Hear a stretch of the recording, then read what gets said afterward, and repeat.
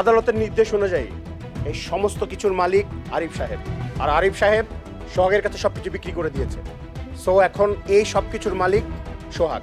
আমাদের জনপ্রিয় ধারাবাহিক নাটক ধনী গরিব লড়াই নাটকের 115 নম্বর এপিসোডে শেষ করা হয়েছে। আর এইদিকে সোহাগ মোড়ল বাড়ির সবাইকে পথের ভিখারি করে নিজে সকল সম্পত্তির মালিক হয়ে গেছে সোহাগ। তাহলে কি এবার আর আসবে না ধনী গরিব লড়াই নাটকের 116 নম্বর এপিসোড, না ঈগল ডামা ওয়েব সিরিজের অন্য কোনো নাটক আপলোড করতে চলেছে, সেটি জানাবো আজকের ভিডিওটিতে। তাই ভিডিওটি সম্পূর্ণ দেখতে থাকুন। হ্যালো ভিউয়ার্স, আসসালামু আলাইকুম, কেমন আছেন? আশা করি প্রত্যেকে অনেক ভালো আছেন। ইতিমধ্যে ধনী গরিব লড়াই নাটকের 115 নম্বর এপিসোডে লাস্ট পর্বটি আপলোড করা হয়ে গেছে। যারা লাস্ট এপিসোডে দেখেননি তারা দ্রুত গিয়ে দেখে আসবেন। আমার দেখা মতেই ধনী গরিব লড়াই নাটকের 115 নম্বর এপিসোডে ইমোশনাল নাটক এই পর্বটি ছিল। আর আপনারা ধনী গরিব লড়াই নাটকের 115 নম্বর এপিসোড মানে লাস্ট এপিসোড দেখে কে কে কেঁদে ফেলেছেন তারা অবশ্যই কমেন্ট করে জানাতে ভুলবেন না। লাস্ট পর্বে দেখা গিয়েছে এদিকে মোড়লদের পতন ঘটেছে, আর এদিকে সোহাগরা কিন্তু জয়ী হয়ে মোড়ল বাড়ি দখল করে নিয়েছে। তবে ধনী গরিব লড়াই নাটকের 115 নম্বর এপিসোডে শেষ ফিনিশিং মতো আপলোড করা হয়েছে, তাই অনেক সুন্দর হয়েছে ধনী গরিব লড়াই নাটকটির 115 নম্বর এপিসোডটি। তো ধনী গরিব লড়াই নাটক শেষে এখন ঈগল ডামা ওয়েব সিরিজে